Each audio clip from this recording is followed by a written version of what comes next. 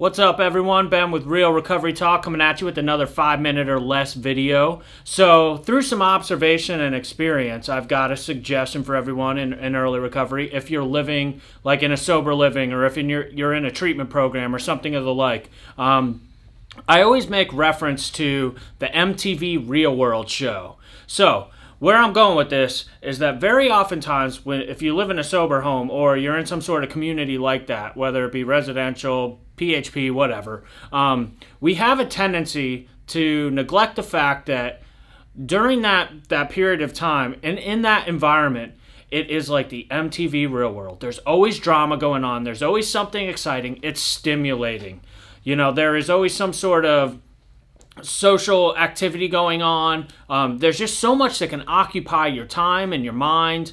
And I like pointing that out to folks because what ends up happening is we forget that, and then when it's time to move on from that environment, all of a sudden we find ourselves like, oh my gosh, I don't know what to do with myself. I didn't realize how entertained I was by the environment that I was in for so long and how stimulated I was. So, and what makes me nervous about the overstimulation in that aspect is the fact that when it's time to move out of that, are you going to be successful if you haven't set yourself up for success? So with that being said, one of the suggestions that I always have for our clients in our program is I tell them to take notice of this. And I ask them, the relationships that you have in this sober living environment or in the PHP setting, are you able to duplicate it outside?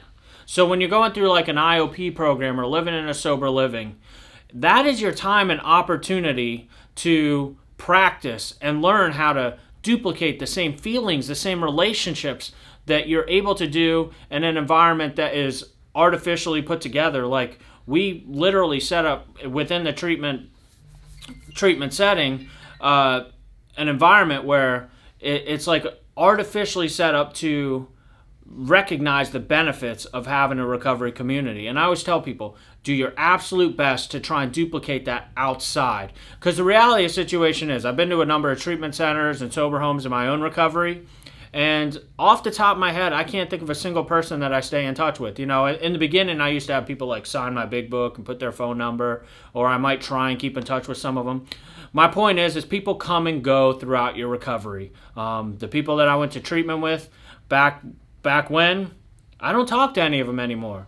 I've had new people come into my recovery, depending where I'm at in my process. The people that were the center and world of my recovery a year ago are a little bit different today, and really different from 3 years ago and 5 years ago. I don't even know that I hang out with, I don't think I hang out with any of the same people I did at 9 years sober that I had when I was 2 years sober. So point is use the opportunity to really sit down and say, how can I duplicate this?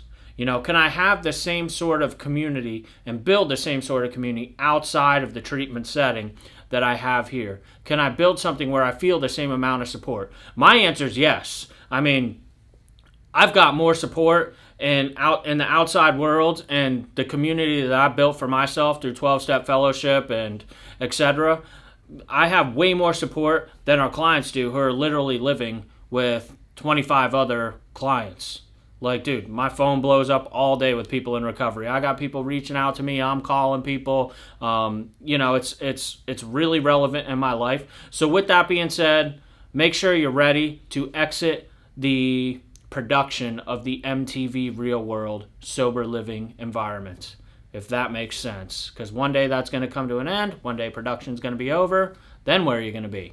So you don't want to be one of those burnout TV characters that made a big name on MTV Real World, and then they try to like jump onto another show and they're just trying to hang on to their fame. Like eventually, weird stuff happens in the Hollywood world.